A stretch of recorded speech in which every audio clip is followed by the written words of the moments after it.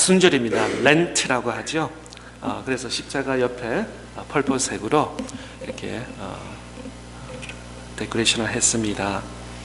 사순절은 우리를 위하여 십자가를 지신 예수님을 깊이 생각하는 그런 영적인 회복과 성장을 추구하는 영적 훈련의 기간 또 시간인 것입니다.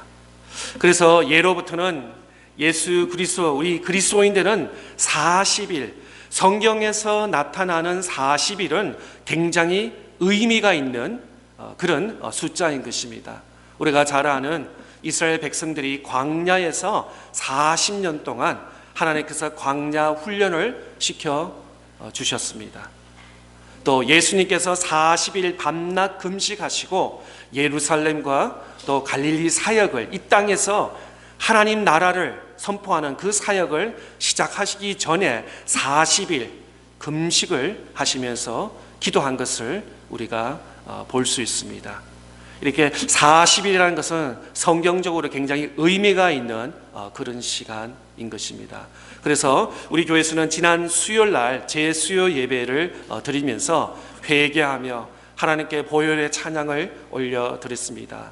그래서 부활 주일 이전에 주일을 빼뜨리고 40일, 그 주일까지 포함하면 46일이 되겠습니다. 그래서 이 시간에는 우리가 절제하고 또 십자가를 바라보고 하나님의 사랑, 예수 그리스도 십자가, 그래서 우리가 지금 또 늘 하지만 조금 더 하나님의 말씀을 읽고 하나님의 말씀을 묵상하고 또 어떤 바깥 액티비티를 막 이렇게 하는 것보다는 조금 절제를 하면서 조금 더 예수 그리스도의 묵상하는 그런 시간이 바로 사순절인 것입니다. 사순절인 것입니다. 그렇다고 집에서 가만히 있으라는 뜻이 아닙니다. 예수 그리스도의 사랑을 전하고 또 묵상하며 또 말씀을 더 깊이 생각할 수 있는 그런 은혜의 시간, 은혜의 자리 될 수 있기를 바랍니다. 더 하나님과 가까워질 수 있는 시간이 바로 이 렌트, 사순절 시간을 될 수 있기를 바랍니다. 사도 요한은 이렇게 말씀하셨습니다. 요한 1서 1장 9절에 만일 우리가 우리 죄를 자백하면 그는 미쁘시고 의뢰오사 우리 죄를 사하시며 우리를 모든 불의에서 깨끗하게 하실 것이다. 그렇습니다. 우리가 죄를 고백하면은 하나님께서 우리의 죄를 또 기도를 들어주시고 용서해 주신다고 말씀하셨습니다. 또 다윗은 이렇게 고백하였습니다. 내 허물은 여호와께 자복하리라 하고 주께 내 죄를 아뢰고 내 죄악을 숨기지 아니하였더니 곧 주께서 내 죄악을 사하셨나이다 라고 시편에 이렇게 기록하고 있습니다. 우리는 사순절, 이 렌트 동안에 우리의 존재가 땅의 티끌과 같은 존재임을 하나님 앞에 겸손히 고백하는 시간을 갖기를 원합니다. 인간은 흙으로 왔습니다. 아담이라는 그 단어 뜻이 뭐냐면 earth 혹은 dust 아니면 먼지, 땅이라는 것입니다. 그렇습니다. 인류의 최초의 남자 인간이 바로 아담이라는 뜻은 뭐냐면 바로 흙에서 아무 먼지 같은 그런 존재이지만 하나님께서 그에게 생기를 부어주셔서 우리에게 생명을 허락하여 주신 것처럼 우리 인간은 땅에서 왔고 또 땅으로 돌아가는 그런 의미가 없는 그런 존재인데 바로 예수 그리스도 보혈의 십자가를 통해서 우리의 인생이 180도 변화되는 그런 놀라운 구원의 또 하나님의 백성, 하나님의 자녀의 됨을 맛보게 되는 것입니다. 바로 은혜 아니면 우리의 어떤 노력과 우리의 어떤 열심으로 우리가 죄 용서함을 받고 구원받는 것이 아니라 바로 오직 모든 것이 다 하나님의 은혜라는 것을 고백하는 그런 사순절 렌트 시간 될 수 있기를 바랍니다. 오늘부터 6주 동안 요한복음 말씀을 중심으로 해서 예수님의 고별 설교, 예수님이 이 땅에 계시면서 마지막 제자들과 무리들에게 말씀하신 마지막 설교 말씀을 한 장씩 보면서 말씀을 나누기를 원합니다. 오늘 본문 말씀 요한복음 14장 너희는 마음에 근심하지 말라라는 말씀을 함께 나누기를 원합니다. 우리는 이 세상에서 살면서 근심 없는 사람은 아무도 없습니다. 남녀노소 불문하고 이 세상에서 근심 없는 사람은 없다는 것입니다. 하물며 어린 아이들도 근심, 걱정 혹은 스트레스가 있다고 합니다.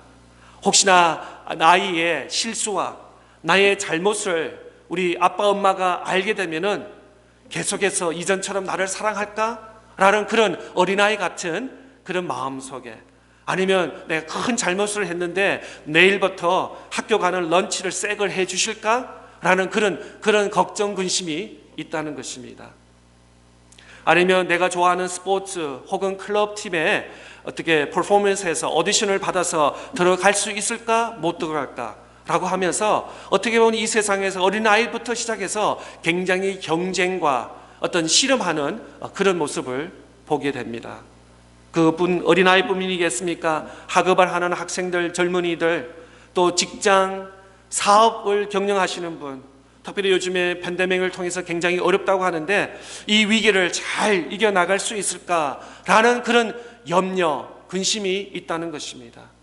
아니면 건강에 대해서 혹은 미래에, 내일에 대해서 다음 달이 어떻게 될지 모르는, 아마 여러분 다 운전하셔서 경험하시겠지만 자동차 가스 넣을 때마다 값이 막 상승하는 걸 아마 여러분 느낄 거예요. 그 언제까지 올라가나, 아마 그런 생각도 아마 여러분 펌프 가솔린을 넣는 분은 아마 그런 생각하실 거예요. 미국은 다른 나라에 비해서 아무래도 저렴한데 최근에는 넣을 때마다 막 둥둥둥 올라가는 걸 보면서 이게 언제까지 올라가나 아마 염려, 걱정하시지 않을까 생각됩니다. 우리 그리스도인들, 아니 일반 모든 어린아이, 남녀노소 할 것 없이 이 세상에서 살면서 근심, 이 세상의 모든 보고 경험하는 그 순간순간마다 모든 요소들이 다 근심이라고도 말할 수 있을 것입니다. 오늘 본문 14장 이전에 13장 말씀에 보면은 예수님께서 가룟 유다의 배신에 대해서 경고 말씀을 하고, 또 베드로가 닭이 울기 전에 3번이나 나를 부인할 거라 라는 그런 말씀을 하고 있는 것입니다. 요한복음 13장 21절 말씀에 보면은 예수님께서 이 말씀을 하시고 심령이 괴로워 정언하여 이르시되 내가 진실로 진실로 너희에게 이르노니 너희 중 하나가 나를 팔리라 하시니, 제자 식사를 저녁 만찬을 하시고 또 제자들을 발을 씻기시고 그 다음에 예수님께서 이런 말씀을 하고 계신 것입니다. 또 요한복음 13장 28절 말씀에는 이 말씀은 무슨 뜻이며 하였는지 그 앉아있는 중에 아는 자가 없고 닭 울기 전에 내가 3번 나를 부인하리라 라고 또 예수님께서 이렇게 말씀을 하시는 것입니다. 식사 후 예수님께 이러한 말씀을 하는 가운데 제자들은 아마 마음속에 굉장히 마음이 무거웠을 것입니다. 아니 식사 잘하고 좀 좋은 이야기, 계절의 변화, 또 앞으로 우리 예수님께서 제자들과 어떤 이스라엘을 위해서 이렇게 할 어떤 계획들, 이런 걸 이야기했으면 얼마나 제자들이 마음이 편했겠습니까? 그런데 너희 중 누가 나를 배신할 것이다? 그리고 또 닭이 울기 전에 나를 부인할 것이다 라는 이런 의심 같은 어떤 그런 분위기를 만들고 있는 것입니다. 그러면서 14장에서 시작하면서 시기적절한 예수님께서 위로의 말씀을 하고 계시는 것입니다. 너희는 마음에 근심하지 말라라고 예수님께서 말씀하고 있습니다. 너희는 마음에 근심하지 말라라는 첫 번째 이유는 바로 우리가 하나님을 믿기 때문입니다. 14장 오늘 본문 1절 말씀 한번 보겠습니다. 너희는 마음에 근심하지 말라. 하나님을 믿으니 또 나를 믿으라. 예수님은 근심하고 있는 제자들에게 이렇게 말씀하십니다. 너희는 마음에 근심하지 말라. 하나님을 믿으니 또 나를 믿으라. 제자들의 근심의 문제는, 이유는 무엇입니까? 바로 14장 내용이 뭐냐면 바로 예수님께서 곧 떠나신다. 예수님께서 인류를 위해서 십자가에 못 박혀 죽으시고 이때까지 제자들과 3년 반 이상 동고동거한 모든 이런 생활을 다 끝이고 이제 예수님께서 떠나신다라는 그런 내용의 말씀을 기록하기 때문에 제자들의 마음에는 굉장히 근심이 많았습니다. 아니, 제자들은 혼란에 빠졌습니다. 어떻게 보면 제자들 12명 중에 예수님이 우리의 리더고 우리의 왕이고 우리의 대장이고 우리의 모든 것이고 이 억눌리는 이 예루살렘을 로마 군인에서 로마 정치에서 어떻게 살려라는 우리의 어떤 정치 세력과 리더인데, 아니 이 리더가 떠나신다면 그럼 우리는 우리는 어떻게 하고? 아니, 굉장히 혼란에 빠진 제자들의 모습을 바라보게 되는 것입니다. 그러면서 예수님께서 떠나시면서 근심하지 마, 괜찮아, 모든 것이 다 괜찮을까, everything is gonna be okay. 아니 근데 제자들 입장에서 no, everything is not okay.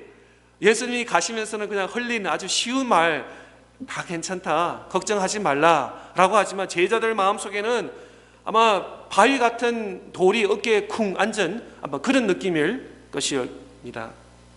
특별히 제자들 중에 도마가 질문을 했습니다.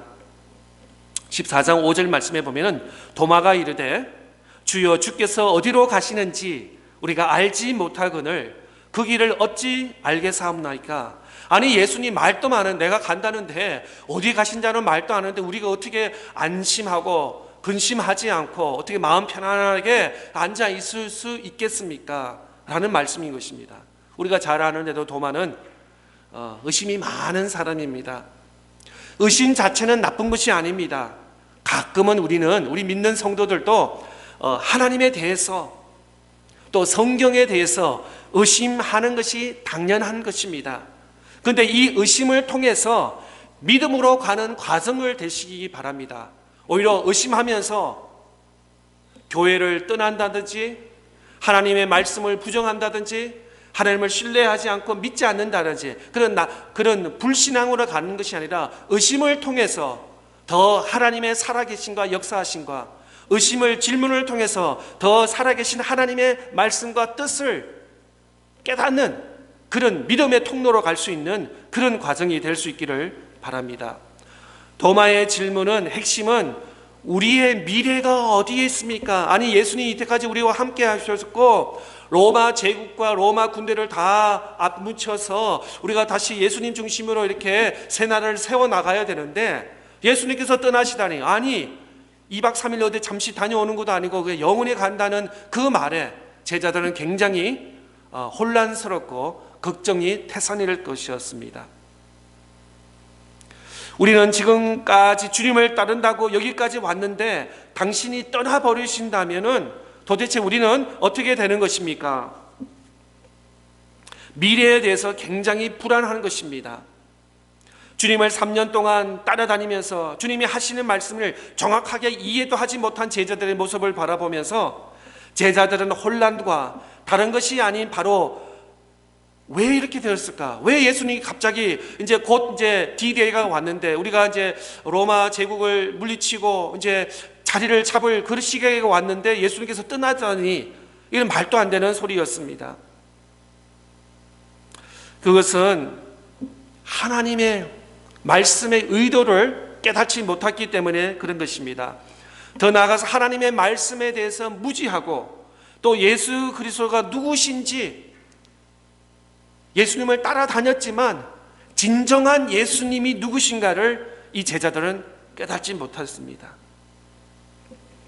이 무지의 원인은 제자들은 예수님을 따라갔지만 하나님의 뜻보다, 하나님의 계획보다, 하나님의 나라보다는 자기들의 어떤 욕망, 어떤 이기주의인 어떤 어젠다, 이런 것이 중심이 되었기 때문에 갑자기 예수님이 떠나는 소식에 굉장히 놀랐던 제자들의 모습을 바라보게 되는 것입니다. 우리가 하나님의 말씀을 들을 때도 마찬가지인 것입니다. 때로는 우리가 성경을 읽으면서 하나님의 말씀을 들으면서 내게 유익이 되고 내게 덕이 되는 말씀은 아멘이라고 쉽게 하지만 조금 나한테 부담이 되는 말씀은 잠깐만요, 기다리세요, 이것은 아멘이 아니라 노멘, 노맨이라고 우리가 이렇게 리스폰스 한다는 것입니다. 또 성경 말씀을 읽으면서 이해가 되는 것은 그렇습니다. 그렇죠, 아멘 이렇게 받아들이지만 어떤 말씀은 이해가 안 됩니다, 아닙니다, 저는 아직까지 그만큼 믿음이 성장하지 못했습니다 라고 하나님 말씀인데도 말씀으로 받아들이지 않고 보류하는 그런 우리 마음이 있다는 것입니다. 내 욕망, 내 소리가 강해지면은 바로 하나님의 음성을 듣기가 어렵다는 것입니다. 제자들도 마찬가지였습니다. 3년 동안 다녔지만 예수님을 다녔지만 주님의 말씀, 주님의 십자가로 가야 하는 전혀 그게 이해가 되지 않고 바로 로마에서 속국에서부터 유대가 해방이 되고 정치적으로서 바로 메시아 예수 그리스도가 우리의 어떤 정치 세력으로 우리의 지도자가 되어서 리더가 되어서 좀 예수님이 믿고 예수님 때문에 덕봐서 나도 이 세상에 좀 편안히 좀 안전적인 생활을 하려는 그런 개인적인 욕망적인 욕망이 있었기 때문에 예수님이 떠난다는 그 소식에 근심 걱정이 아닐 수가 없다는 것입니다. 갑자기 십자가로 죽음의 길로 간다는 이야기를 하니 받아들이기가 못하는 것입니다. 그런데 예수님께서는 주님의 도마의 어리석은 질문을 기가 막힌 대로 답을 하고 있습니다. 오늘 읽지는 않았지만 14장 6절 말씀에 보면 이렇게 기록되어 있습니다. 예수님께서 이르시되 내가 곧 길이요 진리요 생명이니 나로 말미암지 않고는 아버지께로 올 자가 없느니라. 이 말씀은 성경을 구약과 신약을 전체 통틀어서 굉장히 중요한 말씀이고 아주 위대한 말씀인 것을 우리는 볼 수 있습니다. 1절에서는 하나님을 믿으니 또 나를 믿으니 라고 하셨으면 누구를 믿느냐는 것입니다. 바로 길이요 진리요 생명 되신 주님을 믿는다는 것입니다. 이 주님을 믿으면 우리 안에 불안이 없다는 것입니다. 왜냐하면 확실한 미래가 보장되었기 때문에. 참 저는 아직도 놀라는데 여러분 차에 GPS 있잖아요. 이전에는 그 큰 페이퍼 맵을 찾아서 내가 모르는 지역 처음 지역 가는 데는 막 미리 하루 전날 가보든지 아니면 이렇게 굉장히 맵을 가서 아주 디테일하게 찾아보고 머리에 암기한다든지 아니면 다른 종이에 나름대로 맵을 해서 이렇게 갔을 것입니다. 그런데 요즘에 스마트폰이나 차에 있는 GPS를 데스티네이션 주소만 딱 치면은 알아서 제일 빠른 길 또 뭐 안전한 길 뭐 여러 가지로 이렇게 우리를 인도했는데 그냥 GPS만 잘 보고 잘 따라가기에는 제가 원하는 목적지에 도착하는 것을 볼 수 있습니다. 바로 여기에서 요한복음 14장에서 말씀하는 것을 바로 믿는다. 누구를 믿느냐 하는 것입니다. 바로 하나님의 아들, 우리 구원자, 구세주, 우리 왕이신 예수 그리스도를 믿으면은 그분이 나의 길이요 진리요 생명이라는 것입니다. 그 다음에 2절에서 더 말씀을 하고 있는데 내 아버지 집이라고 말씀하고 있습니다. 예수님께서 제자를 떠나시는 이유는 그냥 혼자 멀리 여행 가시는 것이 아니라 제자들 또 우리 믿는 모든 주의 백성들을 위해서 아버지의 집으로 가서 아버지 집에서 우리의 영원한 집을 준비하러 가신다는 이 놀라운 약속의 말씀을 우리는 2절에서 찾아볼 수 있는 것입니다. 도마는 현실에 불안정합니다. 미래의 불안정 때문에 불안정한 것이 아니라 바로 불안의 깊은 곳에 있는 마음속에 뭐냐면 바로 믿음의 문제인 것입니다. 1절에서 예수님께서 말씀하셨습니다. 나를 믿으니 하나님을 믿으니 나를 믿으니 또 6절에서는 내가 길이요 진리요 생명이라는 이 믿음의 말씀을 하고 있는데 도마와 또 제자들은 그냥 눈에 보이는 만질 수 있고 경험할 수 있는 이런 붙잡히지 않는 그런 데에서 굉장히 불안을 묘사하고 있는 것을 보게 되는 것입니다. 제자들은 주님을 따른다고 했지만 사실은 3년 반 이상 다녔지만 예수 그리스도가 누구신지를 잘 모르고 있었습니다. 불안의 이 근원은 뭐냐면 바로 하나님을 모른다는 것입니다. 하나님이 누구신가를 분명히 알면은 우리는 불안에서 이겨낼 수 있는 것입니다. 불안의 조건은 우리 앞에 있는 나의 어떤 삶의 생활의 문제가 아니라는 것입니다. 불안은 왜 이렇게 염려하고 worry하고 concern하고 불안했냐면은 바로 믿음이 없기 때문에. 우리의 염려는 믿음의 문제라는 것입니다. 무엇을 더 많이 쌓고 무엇을 뭐 더 세상적으로 물질이나 이런 것을 더 얼마나 더 가져야지 우리의 불안이 사라지겠습니까? 우리의 염려가 사라지겠습니까? 그래서 예수님은 계속해서 반복하면서 말씀하십니다. 너희는 마음에 근심하지 말라. 왜? 하나님을 믿으니, 또 나 예수를 믿으니 근심하지 말라, 염려할 필요 없다라고 예수님께서 말씀하고 있습니다. 불안의 원인은 현실의 문제가 아닙니다. 내 앞에 어떤 장애물이 아닙니다. 내 앞에 어떤 문제들이 아니라 바로 믿음의 문제라고 예수님께서 우리에게 말씀하고 있습니다. 믿음은 우리의 미래에 대한 염려와 근심을 제거해 줍니다. 우리 안에 믿음이 있으면은 아무리 산만큼 높은 큰 문제가 있더라도 우리는 단단히 이겨나갈 수 있는 그런 은혜와 믿음이 우리에게 있다는 것입니다. 도마는 주께서 어디로 가시는지 우리가 알지 못하거늘 그 길을 어찌 알겠사옵나이까? 라는 질문은 불안의 이유를 잘 드러내는 그런 대목입니다. 근심에 찬 도마에게 주님이 하신 말씀은 놀라운 진리입니다. 다시 한번 6절 말씀해 보면은 예수님께서 이르시되 내가 곧 길이요 진리요 생명이니 나로 말미암지 않고는 아버지께로 올 자가 없느니라. 정말 퍼펙트 100점짜리 정답을 그 염려 근심에서에 있는 도마와 제자들에게 정확한 핵심적인 답을 해 주신 예수님의 말씀인 것입니다. 이 6절 말씀을 자세히 바라보면은 헬라 원본을 보면은 길이요 진리요 생명이니라는 단어 앞에 정관사가 있습니다. 영어 성경에도 마찬가지 정관사랑은 definite article라 그래서 the를 붙입니다. The way, the truth, the life.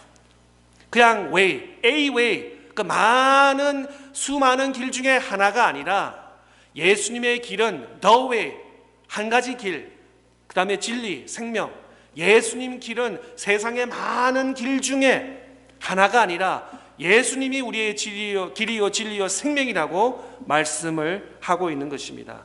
우리 예수님이 유일한 길이고 예수님이 유일한 진리시고 유일한 생명이라는 것입니다. 세상 길과의 어떤 비교 대상이 아니라고 말씀하고 있습니다.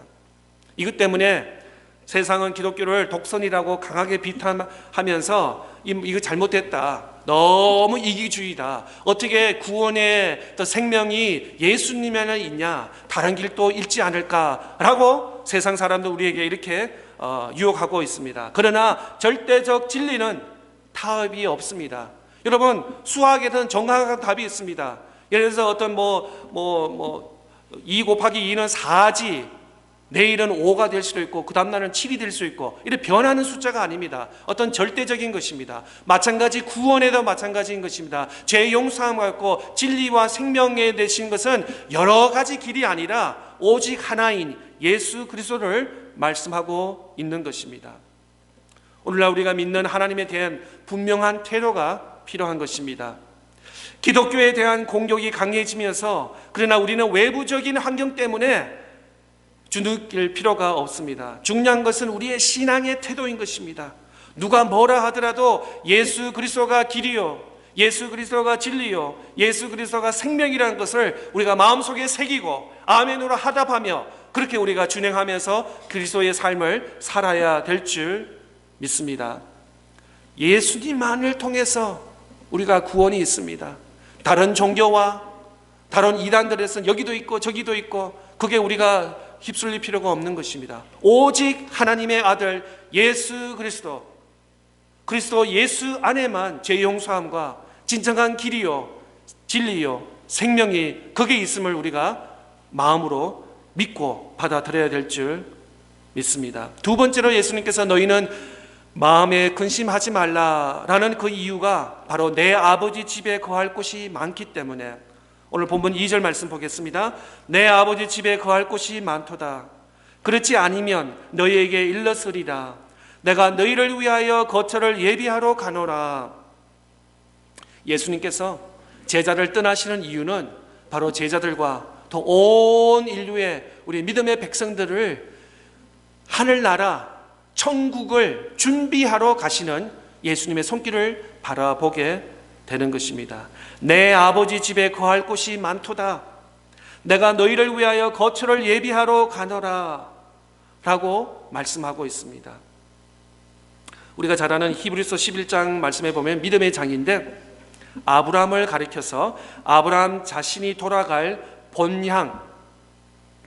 본향을 말씀하고 있습니다. 히브리서 11장 16절 말씀에 보면은 그들이 이제는 더 나은 본향을 사모하니 곧 하늘에 있는 것이라. 이러므로 하나님이 그들의 하나님이라 일컬음을 받으심을 부끄러워하지 아니하시고 그들을 위하여 한 성을 예비하셨느니라. 그렇습니다. 이 땅에 살면서 이 땅이 끝이 아닌 것입니다. 이 땅은 우리가 잠시 머무는 temporarily, 잠시 지나가는 어떻게 보면 비행기라든지 기차, 역 같은 그런 존재인 것입니다. 종점이 아니라는 것입니다. 바로 본향 하나님의 나라 천국을 우리가 이 땅에서 소망하면서 살아야 된다고 말한 것입니다. 돌아갈 수 있는 집이 있다는 것이 얼마나 축복입니까? 이 세상의 모든 것은 흔들리고 있습니다. 땅도 흔들리고 이전에 내가 알고 어떤 경험과 이런 것이 다 뒤박죽 흔들리는 그런 시대에 우리가 살고 있는 것입니다. 그런데 영원한 하나님의 나라, 영원한 하나님의 집에는 흔들림이 없습니다. 성경에서 말씀하신 그 말씀대로 변함이 없는 그 영원한 하나님 나라. 또 세상에서 가장 아름다운 시가 있다면, 성경에서 가장 아름다운 시가 있다면 아마 시편 23편을 아마 여러분 또 뽑으실 것입니다. 시편 23편에 이렇게 시작하고 있습니다. 여호와는 나의 목자시니 내게 부족함이 없으리로다. 그가 나를 푸른 풀밭에 누이시며 쉴만한 물가로 인도하시는도다. 얼마나 아름다운 시입니까? 정말 여호와 하나님은 나의 목자시고 나는 전혀 더 이상 부족함이 없다. 그리고 그가 푸른 풀밭에 누이시며 쉴만한 물가로 나를 인도하시는도다. 이렇게 시편 23편 1절 2절에 끝나면은 성경에서 세계에서 제일 아름다운 시가 될 것입니다. 그런데 3절 4절 5절에 어떻게 기록되어 있습니까? 사망의 음침한 골짜기를 다닐지라도 내 원수의 목전에서, 이 어마어마한 위험한 순간입니다. 예? 언제 어떻게 떨어질지, 낭떠러지에 떨어질지, 아니면 나의 원수가 나를 창을 가지고 나를 뒤를 찌를지, 굉장히 위험한 순간을 말씀하고 있습니다. 만약에 시편의 23편이 이렇게 5절로 1절 2절은 아주 아름답게 시작했지만 5절로 이렇게 좀 어둡고 사망과 골짜기, 원수의 목전으로 끝난다면 이거는 굉장히 절망적인 시편일 것입니다. 그런데 감사하게도 시편 23편은 6절로 끝난다는 것입니다.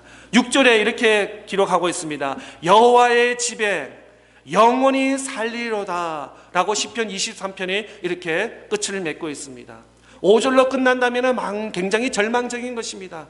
하나님께서 나의 부족함이 없고 나를 쉴만한 물가로 인도하시는데 나의 원수가 나를 쫓아오고 또 내가 어둠 속에서 언제 어떻게 낭떠러지에 떨어질지 모르는 그런 위험한 순간에 있다라는 것은 굉장히 좀 어두운 시편인 것입니다. 그런데 6절에 이 인생을 다 마치고 여호와의 집에 영원히 살리로다, 하나님 아버지 집에 영원히 간다라는 이 평안함, 이 소망, 이 약속의 말씀으로 시편 23편을 막을 내리고 있는 것입니다. 또 신약성경에 우리가 잘 아는 누가복음 15장 말씀에 보면은 어떤 탕자의 이야기가 나옵니다. 아버지의 유산을 미리 땡겨서서 먼 타국에 가서 허랑방탕하면서 다 낭비하고 마침내는 돼지 지내는 곳에서 먹고 자는 신세가 되었습니다. 어떻게 보면 인생의 밑바닥을 치는 그런 인생을 이 탕자의 아들은 살게 되었습니다. 그런데 놀라운 것은 누가복음 15장 17절의 말씀에 보면 이렇게 기막힌 구절이 나오고 있습니다. 이에 스스로 돌이켜 이르되 내 아버지에게는 양식이 풍족한 품꾼이 얼마나 많은가, 나는 여기서 주려 죽는구나 라는 그런 깨달음을 깨달았다는 것이에요. 이전에는 방탕하는 삶과 아버지의 재산을 가지고 뭐 그냥 이렇게 파티를 하고 즐기고 뭐 아주 하는데, 자기가 아주 인생의 밑바닥을까지 거기서 깨달았다는 거죠. 아버지를 생각하겠다는 거예요. 육신의 아버지를 생각해서 아버지 집에는 먹을 것도 많고 일하는 사람들 많고, 이제는 아들로서 돌아가는 것이 아니라 그냥 아버지 한 사람의 많은 종 중에 하나면 거기에서는 이렇게 굶어 죽지는 않을 것이라 라고 하면서 아버지를 생각했습니다. 아버지의 집을 떠오르게 생각했다는 것입니다. 아버지 집으로 귀향을 결정했습니다. 다 잊어버려도 아버지 집으로 돌아가면 모든 것이 다 회복하는 은혜를 맛보게, 이 탕자는 맛보게 되었다는 것입니다. 우리의 인생도 마찬가지입니다. 최종적으로 돌아갈 곳은 바로 아버지, 여호와 하나님, 아버지 집인 것입니다. 하나님의 아버지 집, 바로 하나님 나라, 바로 천국이라는 것입니다. 우리의 구원의 완성이 바로 천국이라는 뜻입니다. 바울 사도는 고린도 후서 5장 1절에 이렇게 말씀하고 있습니다. 만일 땅에 있는 우리의 장막집이 무너지면은 하나님께서 지으신 집 곧 손으로 지은 것이 아니요 하늘에 있는 영원한 집이 우리에게 있는 줄 아느니라. 지난번에도 말씀드렸지만 오늘날 하나님의 나라에 대해서, 천국에 대해서 목회자들도 많이 강단에서 선포하지도 않고, 또 우리 그리스도인들도 별로 이렇게 좋은 핫토픽이 아닌 것을 우리가 부인할 수 없습니다. 그러나 우리가 이 땅에 너무 올인할 때는 우리의 신앙에 문제가 있는 것을 바라봐야 되는 것입니다. 우리가 이 땅은 잠시 머무는 곳입니다. 우리의 영원한 집, 우리의 영혼, 소망은 어디에 두어야 되냐면 바로 하나님의 나라, 아버지의 집, 영원한 하나님 나라에, 그게 우리의 초점을 맞춰야 되는 줄 믿습니다. 무엇이 두려우십니까? 불안이 어디서 옵니까? 예수님 우리에게 말씀하십니다. 너희는 마음에 근심하지 말라. 하나님을 믿으니 또 나를 믿으라. 세 번째로 너희의 마음에 근심하지 말아야 될 이유는 바로 예수님께서 다시 오신다고 약속하셨기 때문에, 오늘 본문 3절 말씀해 보겠습니다. 가서 너희를 위하여 거처를 예비하면 내가 다시 와서 너희를 내게로 영접하여 나 있는 곳에 너희도 있게 하리라. 우리가 가는 길은 분명합니다. 우리는 이제 미래를 두려워할 필요가 없습니다. 우리는 영원히 준비되어 있는 사람입니다. 내가 누구이며 내가 어디서 왔고 어디서 가고 있는지 분명히 알면, 또 우리가 분명히 믿고 깨달으면 우리의 삶은 은혜와 축복이 되는 줄 믿습니다. 내가 어디에서 왔고 지금 어느 길을 갈고 있고 앞으로 나의 종점이 어딘가, 더 나아가서 하나님이 누구시고 예수님이 누구신가를 분명히 신앙 고백을 못한다면 우리는 이 땅에서 염려하며 검심하며 살 수밖에 없는 것을 고백 아니할 수 없는 것입니다. 앞으로도 세상은 흔들리고 무너지고 깨어지고 때로는 삶 속에서 아파하고 고통당하는 일들이 일어날 수 있습니다. 예수님 믿었다 해서 우리의 만사 형통 모든 것이 순탄할 수는 없습니다. 오히려 예수님을 믿었기 때문에, 이 세상에서 예수 그리스도를 믿고 믿음으로 살려고 했기 때문에, 세상의 이치하고는 다르기 때문에 우리는 때로는 우리가 걱정과 염려와 위험한 순간이 있을 수 있는 것입니다. 그러나 신앙은 그러나부터 시작인 것입니다. But 지금 현실과 상황은 이렇습니다. 우리의 염려의 요소들은 이렇습니다. 그러나 but 두려워하지 마십시오. 불안에 떨지 마십시오. 근심하지 마십시오. 우리의 삶은 반석 대신 예수 그리스도 위에 인생이 있기 때문에 그렇습니다. 고린도후서 4장 16절에서 18절 말씀에 보면 이렇게 바울이 기록하고 있습니다. 그러므로 우리가 낙심하지 아니하노니 우리의 겉사람은 낡아지나 우리의 속사람은 날로 새로워지도다. 우리가 잠시 받는 환난에 경한 것이 지극히 크고 영원한 영광에 중한 것을 우리에게 이루게 함이니 우리가 주목하는 것은 보이는 것이 아니요 보이지 않는 것이니 보이는 것은 잠깐이요 보이지 않는 것은 영원함이니라. 아멘. 그렇습니다. 때로는 우리가 이 땅에서 살면서 근심하는 이유가 뭐냐면 보이는 것에 내 눈으로 보이고 내 손으로 가질 수 있는 그걸 바라보기 때문에 때로는 우리는 불필요하게 근심 걱정을 하고 이 세상에서 살고 있지는 않습니까? 왜 근심하십니까? 세상을 바라보기 때문에. 왜 근심하십니까? 세상이 전부인 것처럼 우리가 착각하고 있기 때문에. 사도 바울의 말씀처럼 보이는 것은, 눈으로 보이는 것은 잠시라는 것입니다. 오히려 눈으로 볼 수 없고 경험할 수 없는 그것이 더 영원한 하나님의 나라, 하나님의 세계라고 말씀하고 있습니다. 우리가 성경을 다 읽고 다 이해가 돼서 그때부터 하나님, 예수님, 성령님 믿겠습니까? 믿었습니까? 아닙니다. 먼저 하나님 말씀이 이해가 되지 않습니다. 깨달지 않았습니다. 그러나 먼저 믿었습니다. 믿음을 고백했더니 그 다음에 성경을 읽었더니 믿음으로 고백했더니 믿음으로 성경을 읽었더니 하나하나 세월이 지나가면서 이해가 되었다는 것입니다. 그런 의미에서는 깨달음이 먼저가 아니라 믿음이 먼저라는 것입니다. 믿음으로 고백할 수 있기를 바랍니다. 하나님은 살아계셔서 오늘도 역사하시는 그 하나님을 믿고 인정하고 의지할 수 있기를 바랍니다. 하나님 말씀을 다 이해는 못합니다.